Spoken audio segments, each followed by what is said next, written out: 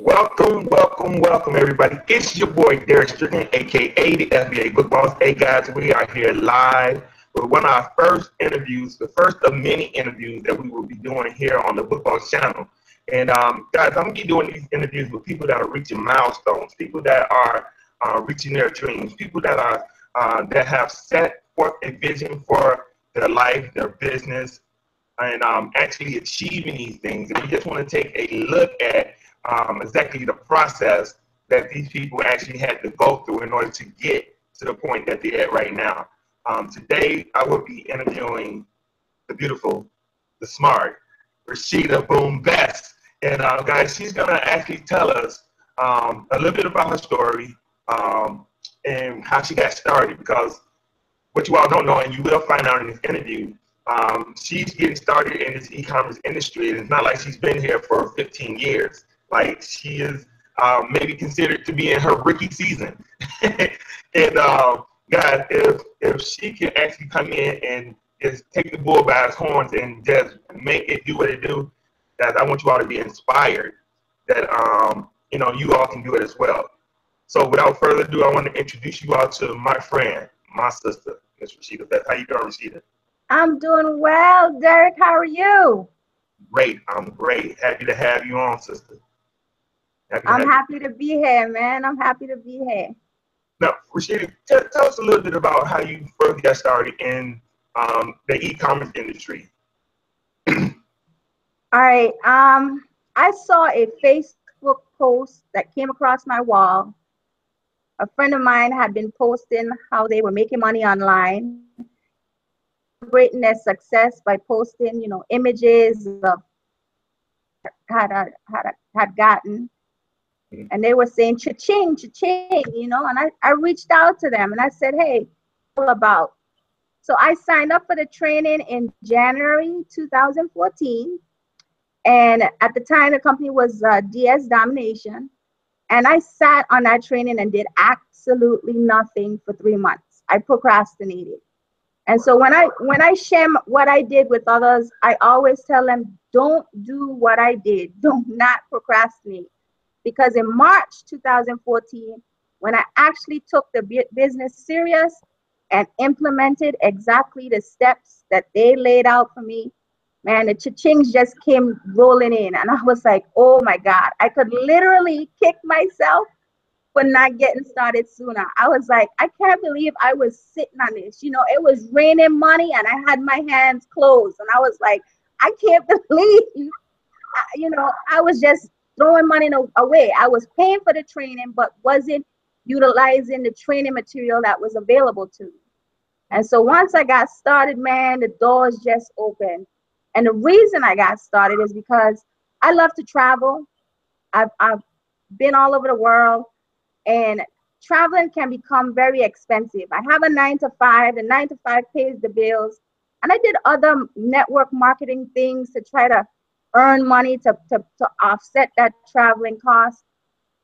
But the things that I was doing required me to have people recruit other people. And so the money made in those other companies was based on recruiting efforts. And I'm not a heavy recruiter. I don't go out there and sell stuff to people. I got tired of asking people to come out to challenge parties and to come to these network marketing parties, and that just didn't work for me. And if the customers started taking the products and it didn't work for them, I started feeling bad. Here I am selling them a product that wasn't working for them. So, that just didn't work for me.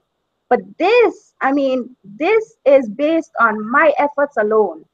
I don't have to recruit anybody to make money. I can quietly make money. No one has to know what I'm doing, and I'm getting paid. So I started off with eBay, and then I jumped into Amazon. Mm-hmm. And Amazon is a whole new beast for me. Amazon opened so many doors for me. It's just unbelievable.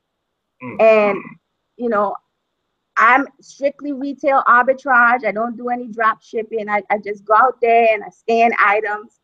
And it's funny because I was doing this really as a hobby, like I said, to offset cost of traveling. Every time I wanted to go on a trip, I would go ahead and send items into Amazon because every 2 weeks they would pay you out. So I send these items into Amazon, and then 2 weeks later I get a check, and then I book a trip. So my husband used to say to me all the time, Rashida, what's all this stuff in the dining room? And I used to be like, man, if you don't leave my money alone, that's my money. Like, leave my money alone. He was like, babe, you got a lot of stuff in that dining room. Like, what is this stuff in the dining room? I said, that's my money, man. Leave my money alone. And one day he turned to me and he said, Rashida, you ain't making no money if this stuff is in the living room, in the dining room, you know? So he was like, do you need me to help you to box this stuff up and send it into Amazon? And I did. I said, sure, help me out, honey. I walked him through the process. I showed him what I do, why I'm in the stores for hours. Right. And he downloaded the app on his phone, and it was a wrap. I mean, it was a wrap. We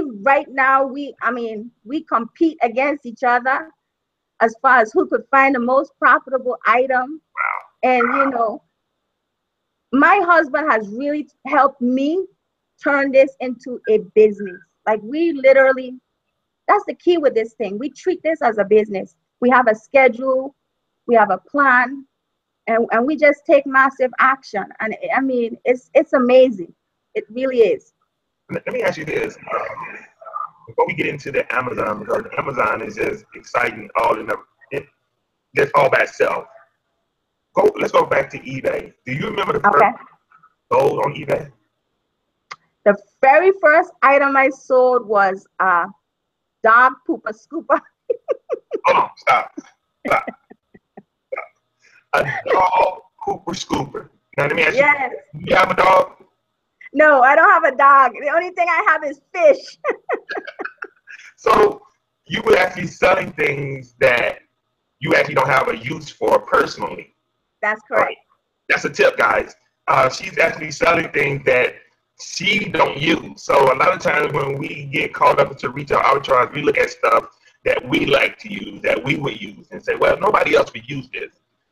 What Rashida is just giving you all was a huge nugget. All right, get out of yourself and realize that people have use for these things that are already selling. So a dog pooper scooper, that's crazy. That's right. You'd be amazed what people will buy online, man. So when you did that, all right, you got that first sale, but when did you really realize that this was real? Like, your income was about to be ready to change? When my phone kept going cha-ching, man. That eBay app was blowing up because every time you get a sale, your phone makes this sound that goes cha-ching. And I was like, oh my God. It was like 2 o'clock in the morning when that sale came across. And Brian was like, who's texting you this time of night? I look over, I was like, oh my God, I just saw something on eBay. Yes, that's awesome.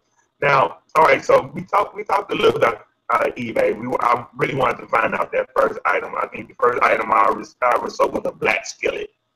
And once we found out we could sell a black skillet, it was just game over from that point.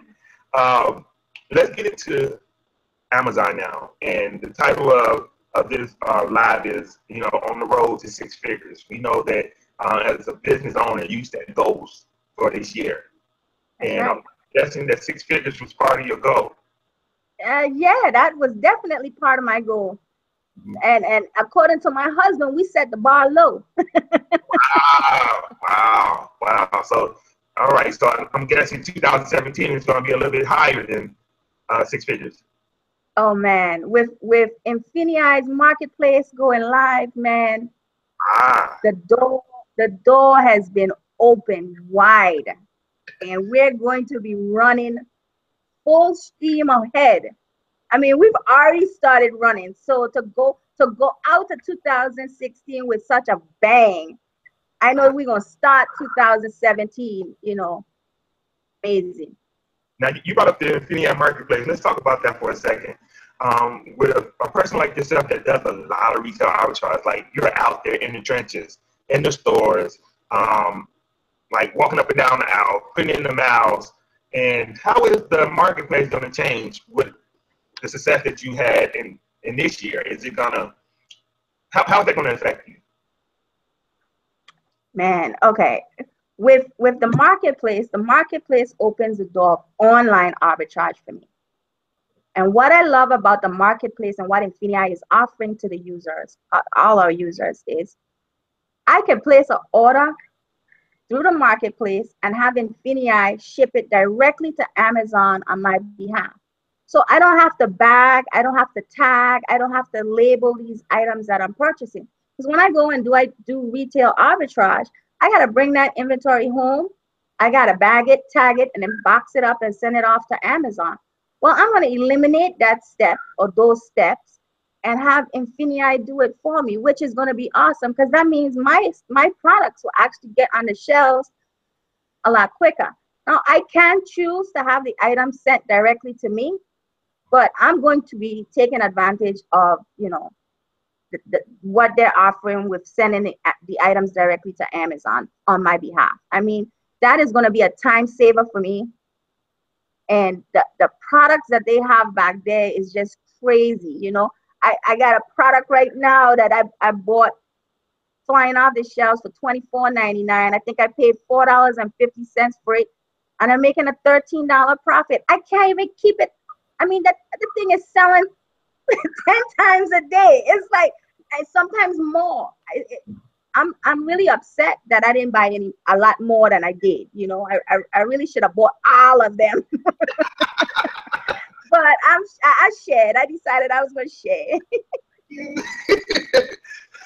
Hey, guys, now, Rashida, let me ask you this. Now, how, in the sense of retail, do you plan on doing a lot less retail arbitrage, or are you still planning on, like, putting the pedal to the metal while doing the marketplace? I'm going to put the pedal to the metal while doing the marketplace. I'm going to still do my retail arbitrage. I'm not going to get lazy. I'm not going to get lazy. I'm going to still do my retail arbitrage. And in addition to retail arbitrage, I'm going to do that online arbitrage. And it provides me with more opportunity. More opportunity means more money for me.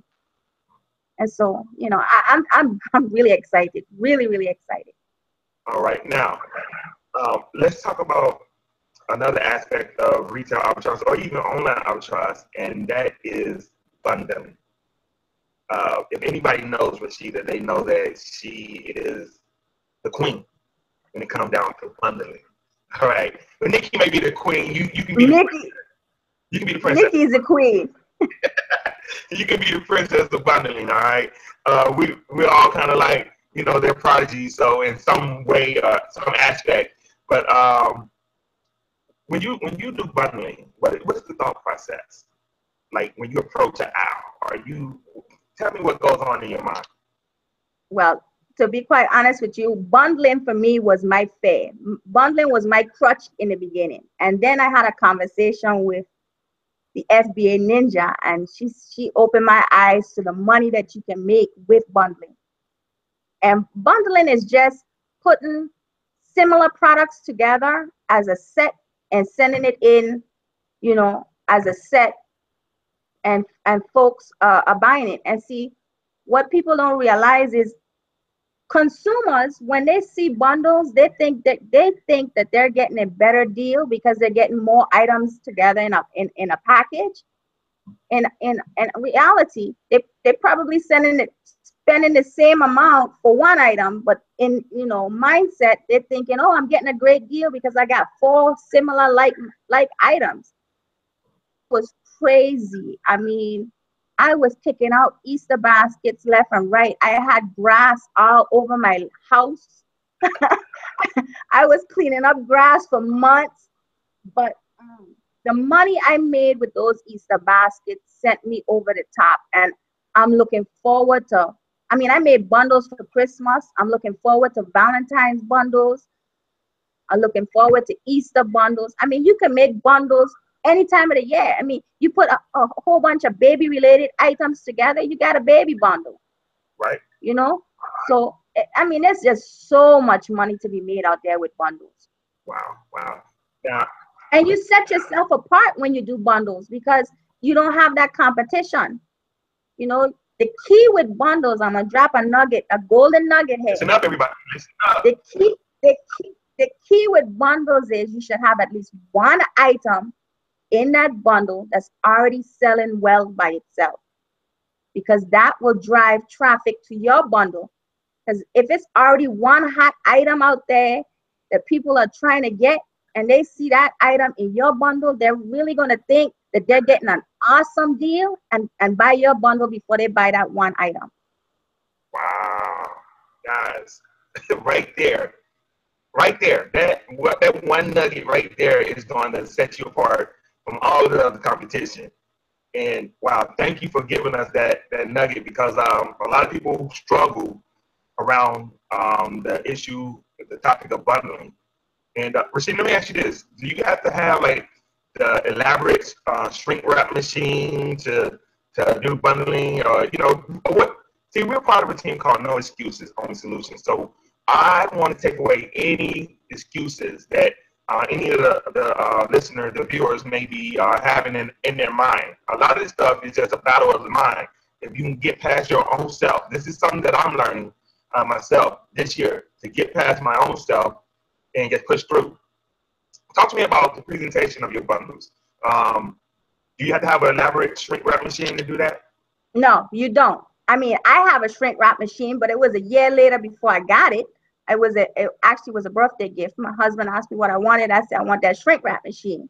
But prior to having a shrink wrap machine, I just put stuff in poly bags. You know, you can bundle stuff. You can put it in poly bags. If you don't have poly bags, you can go out to the Dollar Tree and you can buy yourself some Ziploc bags. If the bag is big enough, it needs to be a clear bag, big enough to fit all the items. And depending on the size of the bag, you print off a label and says, hey, you know, it's called a suffocation warning. And you print that suffocation warning and you stick it on the outside of the bag, you're good to go. You know, when a customer gets it, they're just getting a package with all the items that you have bundled together inside of it. You know, I've even saran wrapped some things when I first started out to keep things together. You make it work, man. That's right. That I got that. I've done that too. So, you know, if things, you just make it work. You don't be your own crutch, guys. Mm-hmm. Now, Rashida, she mentioned earlier that she's not a recruiter. All right. So we kind of going in between, the e-commerce world and now talking about marketing. But what I've known from Rashida, I think that out of all of the people that are part of the leadership group or even part of Team Neos, I think that Rashida mostly resembles Nikki Witherspoon for the simple fact that she is someone that makes her retail arbitrage, like you see her out there doing what she does and you automatically want to be attached to her. All right. Nikki and Paris will tell you that they're not marketers, but it's their actions is what make people want to be a part of their team. If you are a part of our Facebook team, Facebook group, you will see Rashida introducing new members like that. Right? Like she's introducing, if I was to go back and look, I would say you probably introducing probably 2 people a week. Yeah, about that. Yeah, you don't realize that in this industry, in the industry of MLM, internet marketing, however you want to call it, direct sales, that for someone to bring in 2 brand new people a week into their company is a huge deal. The average person only sponsors maybe 2 to 3 people in their whole lifetime. She is bringing in about 2 people a week. That's 8 people a month, right? Do you realize consistency when you're able to do that over the course of a year, you're building a legacy, right? And that's what Rashida has been able to do. Can you talk to us a little bit about that process? Well, you know, Derek, they're all accidental recruits. And I say accidental recruits because people see me in the store scanning. They look at me. They ask me, do you work here? I said, no, I don't work here. They say, what are you doing? I say, I'm shopping for profits. They say, what is that? I show them my phone. Next thing I know is, can I get some information on how you did that? And then I shared it, my training link. And that's how I've been bringing in recruits. You know, I post what I do online. I make live videos when I'm out in the stores. And people reach out to me and they ask me, is it really possible? And it is. It's really possible to make money without having to recruit anybody. I mean, the commissions I get from Infinia is good, but the money that I make from e-commerce is amazing. I mean, it's truly amazing. And you do not have to recruit to make money in this business. And I love that. The recruiting, that aspect of the business just is, like you say, I mean, I guess people get attached. And I always feel, what good is knowledge if it's not shared? And so I want to see anybody that signs up with me, I want to see them succeed. I want to see them win, because it's too easy. It's too easy to get complacent, to get, you know, to just say, yeah, I sign up for the training and don't do anything. But if you take massive action, guys, I mean, you can make money with e-commerce, whether it be eBay, Bonanza, Amazon, Shopify. Amazon just happens to be my love, but Amazon works for me. eBay may be something that works for you, or Bonanza, or you could sell on all platforms, because the training is available to you to learn how to sell on all the platforms. You know, Amazon is just my love right now. Wow. Now, going into 2017, all right, are there any goals that you guys want to put out there in the atmosphere, just to say you put it out there? Any goals that you have for your business, whether it be recruiting, whether it be on the e-commerce side? Well, I want to double what I did this year, next year. All right. And I said that last year, and my husband said we set the bar too low. But my goal is to double what we did this year, next year. All right. You know what? I can see that being very, very possible. And Brian may be right. You probably would do 6 figures on the marketplace alone. That is possible. Yeah. That is possible, because the items that they have in the marketplace, I mean, you got to do your research, guys, but the items that they have out there are ranked low. They moving. I mean, yeah, I think I might need to sit down and write some things out, write some goals out, plan it all out, because yeah, like you having that training tonight, man. I definitely need to tune into that, because yeah, I might be setting my bar a little too low right now.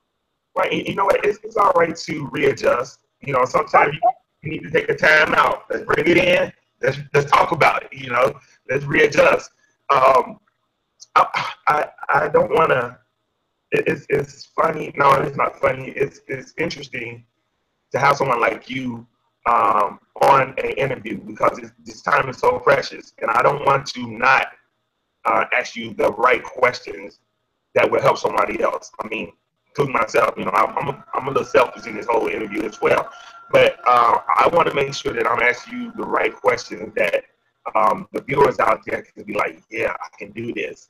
You know, we talk about income, and I want people to know that income results real vary, all right? Just because Rashida is a 6-figure earner doesn't necessarily mean you will be one, all right? We don't know if you got excuses. We don't know if you're going to get up and do the things that she does. We don't know if you're going to quit, right? Because we just don't know. So we don't know how big your dream is. So income, you know, you talk about income, 6 figures, $1 million, whatever, doesn't necessarily mean that, you know, you're going to do this. But if you take the advice that she's giving you, all right, and you apply it, like, nobody can tell you that it can't happen for you. All right. So definitely you want to listen to what she said, and you want to come back to this video and look at it over and over again, because she's saying some things that is just crazy. All right.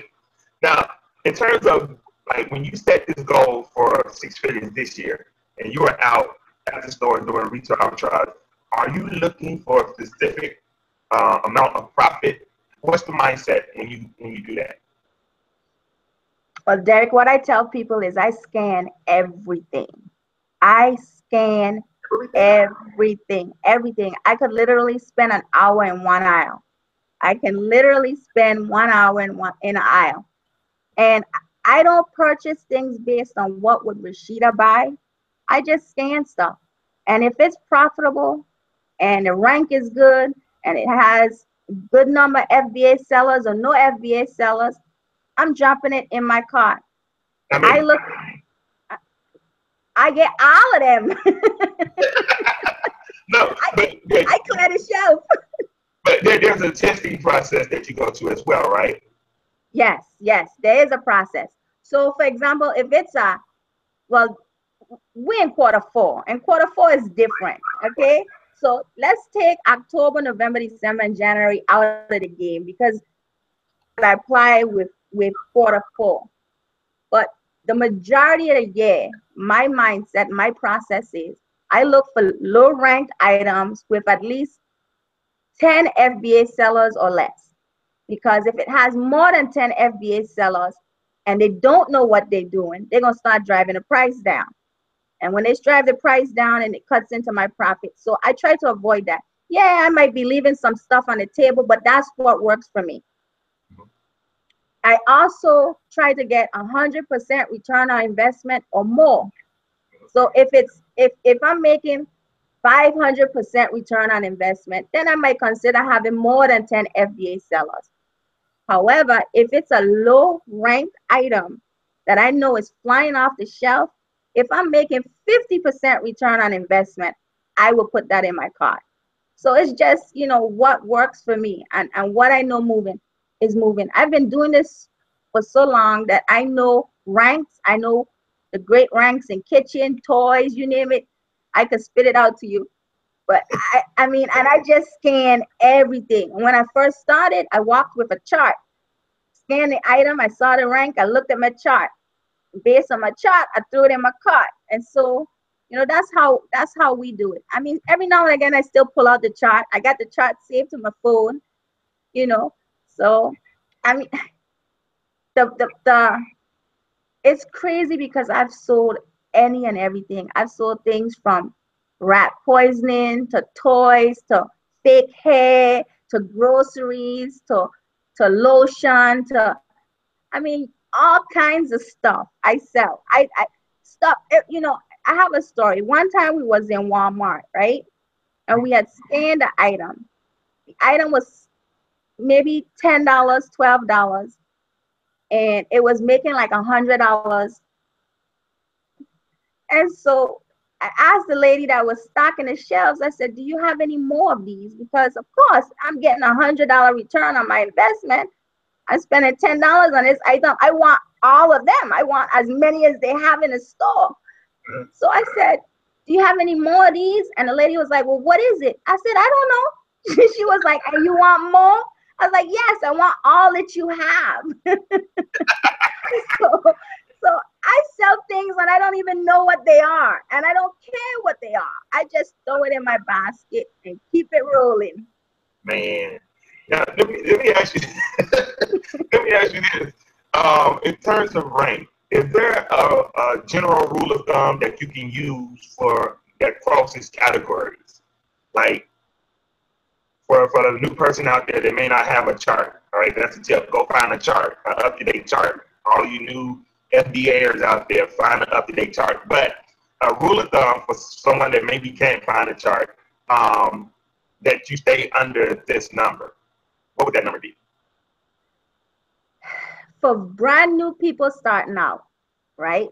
I tell them to look at the 1% line in every category. And the reason I tell them 1%, I tell them 1% because I want them to make a quick return on investment so that they have money to reinvest, and they'll also have money to pay for the Amazon cost of being a professional seller.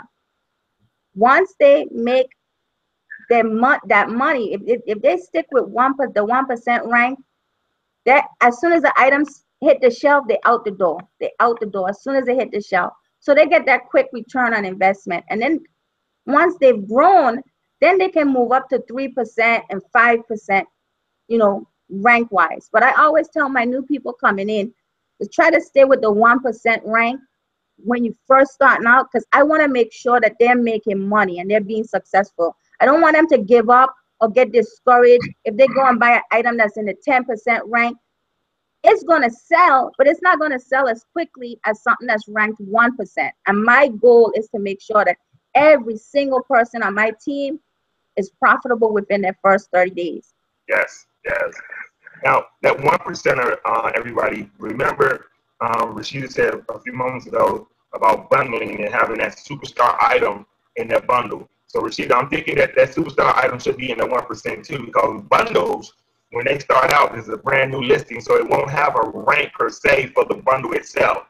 But that's correct. If the superstar item is in that 1%, that's what's going to carry the bundle, correct? That is correct. You want at least one item to be in a bundle. If you're brand new starting out, you want at least one item to be in that bundle in the 1% rank. Because once you've been doing it for a while, then you learn about keywords and search terms and SEO and PPCs, which probably is a lot foreign to some folks that's listening.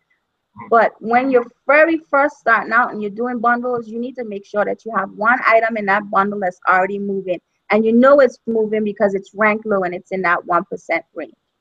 Wow, awesome, awesome.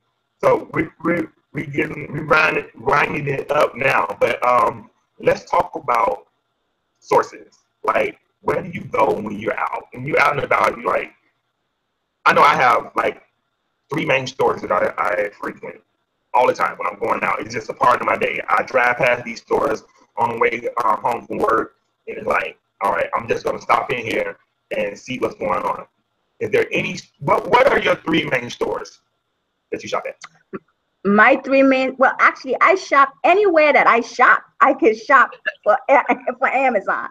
But my 3 main stores are Walmart, the Dollar Tree, and Five Below. Those are my 3 main stores. I mean, Walmart clearance here in Texas is amazing, but I find regular items just not even on clearance in Walmart that I can source and make a killing off of. And I've made a killing off of. So Walmart is my favorite. I always post them at Wally World when I do my live feeds, because that's my go-to store, Walmart. All right. So guys, you get that, right? There's no special store that she's actually going in where everything she's going to come across is going to be profitable. She's out there in the stores and she's looking. She's putting in time. She's at Walmart or Wally World, at Five Below, at the Dollar Tree. All right. So these are just a few stores that she is at, and she also does her online arbitrage through the FBA marketplace.